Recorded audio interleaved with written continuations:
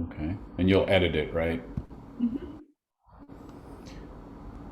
So what am I doing? You're introducing the workshop, the 5 days intensive. November 2nd through the 6th, right? Mhm. Hello, everyone. I'd like to welcome you just to this little conversation I'm having with Stephanie Hartung and Elisabeth. Stephanie and I want to remind you that we are hosting a workshop in Bruges, in Belgium, November 2nd through the 6th. And the name of the workshop is The Power of Connection. So we're going to have a little conversation about the title, more information about the workshop, and how you can register. Good morning, everyone. Good afternoon. Hi, Stephanie. Hi, Elisabeth. I do. Hi, Bill. Well, it has been Bill's birthday. So, first of all, congratulations, Bill. 1 year more on the planet. We're so happy to have you. More on the planet, and that's a whole nother workshop right there. And just so everyone knows, it's very early in the US. So, yeah, we. It's a little after 9 a.m., so people are at work. They should be at work, I guess. Right. Well, thanks for getting up early to meet us here and to answer some My pleasure. questions. Mhm. And yeah, thank you, Stephanie, for being here too from Bruges. So we have an international meeting here, Germany, Bruges, and the US. And I wanted to ask you some questions about your upcoming workshop. Yeah. So what is the focus on connection? What is so appealing to you about that? Um, Mainly, we started from two perspectives. The one was the isolation and separation through the coronavirus, which still happens as we see that people kind of do not find their ways back into being connected. And the other perspective was the war between Russia and the Ukraine, because all of a sudden we found ourselves back in these kind of two parties thinking, so, and that brought up, to my experience, a lot of conflict everywhere, because people turned back to having a conflict when they have different perspectives on the same thing, instead of kind of sharing their perspective and see what they can do with it. So Bill and I, we thought it's about time that we more focus on the perspective of connection, because it's about our health. Yeah. Yeah, and I want to add to that. I mean, for me, the connection, especially in the beginning with the corona and coming out of it, it's just people, I think, have been hungry to be among each other in general, and to do things and to be out and about and to see people and to talk to people.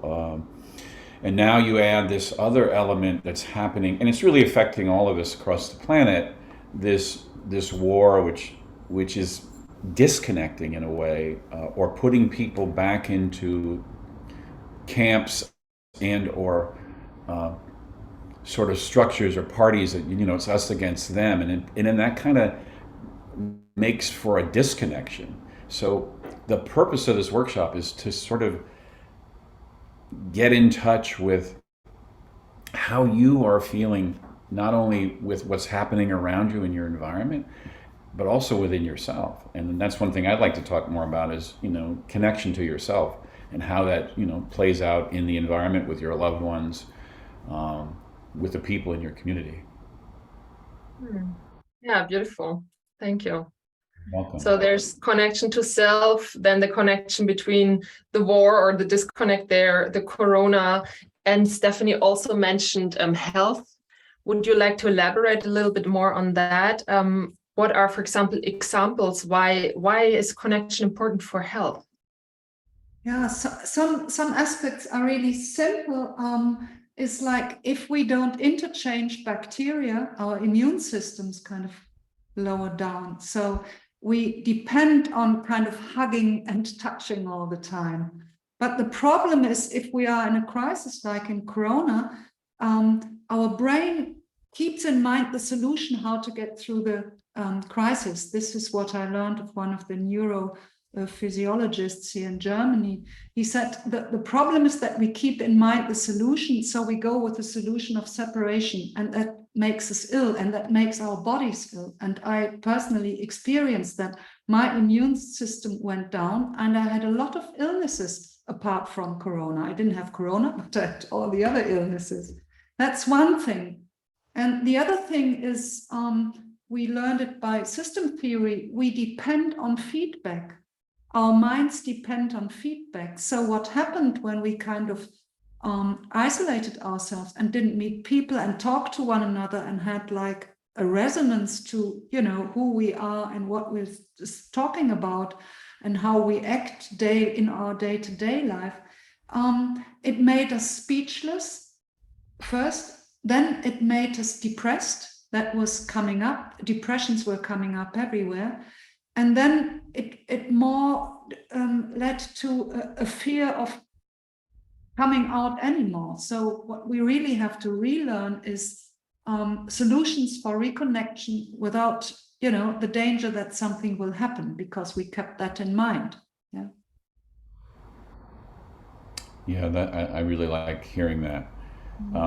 And I'll just dovetail on the whole depression. I mean, you see that with Corona, especially. You saw that at least with especially young children, school children, and adolescents. You know, being so disconnected. And in adolescence, that whole energy is about connection, right? Stepping away from your parents.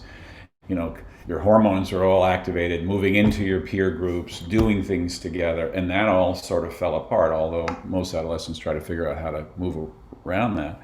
And you see a lot of kids who got sick and or depressed because the activities were stopped. So this whole power of connection is something normally we take for granted, because when there's nothing seriously going on like a pandemic, or there's a major conflict like a war, we just go about our lives because we're always in connection. We're at the supermarket, or we may bump into someone at the grocery store, literally in line, or bump into a friend. And that was all kind of taken away. And I think that need to touch, and that's one thing I want to add, you know, the touch is so important, to reconnect, not just to see somebody and say, hey, it's great to see you, but actually to hug again is so powerful. Yeah, and let me say one last thing about this connection and health. And in times where there's frightening things going around, we concentrate with our fear constantly on the outside, and that weakens our resilience because we can't solve the problems outside there. So our mind is in a constant loop of, I can't solve it, I can't solve it, I can't solve it. And we know that this is a traumatic effect on the whole system, because we throw out hormones and that create a new reality in the body. So we all constantly like that. So we have to reconnect with the inside and find our resilience to, you know, to meet whatever is on the outside from the inside and not from the outside. Right. And the other part for me in this power of connection was thinking about it was, beside in connecting to yourself, is the idea, and this sort of borders more on a spiritual idea, is that we're connected to something bigger, much bigger than, you know, who we are, or the countries we live in, our cultures and stuff. There's something much bigger that we're connected to. And I think that fell by the wayside, in my guess, with Corona, is that, you know, this was horrible. We had to be isolated, and suddenly we forget that we actually are connected to something bigger, much bigger. Yeah, that's true. Yeah, that's beautiful. So much depth in that connection topic. Wow. So let's say the opposite of connection is isolation. And that's what has happened a lot during these times of Corona. And we can observe that phenomenon that people don't really come back. Like, they stay a lot in isolation. What do you think is the reason for that? Yeah, like I said, it's like an imprint in the brain. The solution is isolation. The solution to the crisis is isolation. And this is what the brain kind of repeats. Yeah, it's like in a trauma. The solution is to kind of hold tight and full stop. This seems to be the solution to survive, right? And to let go and say, you know, it's over. It's important that we reconnect because your body needs that. We need to give ourselves the possibility to create safe spaces where we can try and step in and say, give it a try and see what happens when you reconnect. Yeah, and we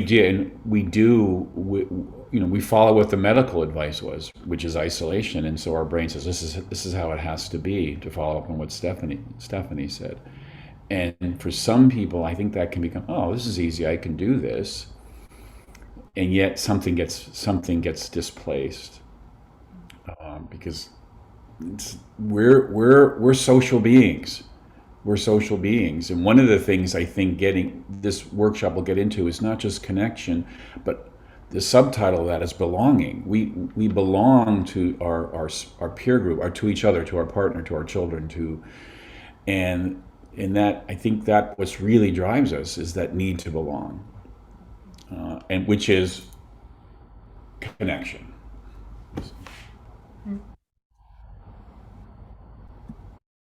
Okay, yeah.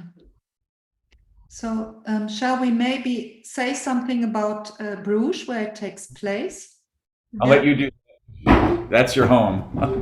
Yeah, well, it's part of my home. I live and work in Bruges, and I live and work still in Cologne.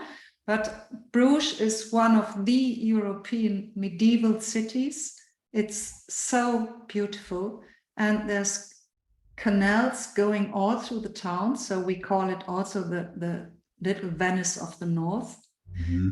And because it's a World Heritage spot, the whole city is a World Heritage spot. You can imagine that all the money going into the reconstruction of the old houses ends up in a stunning, beautiful place. And right next to my house is a church, which is used for events. And I thought church constellations would be exactly what we needed to reconnect, because church is also a place where it is about belonging and coming together.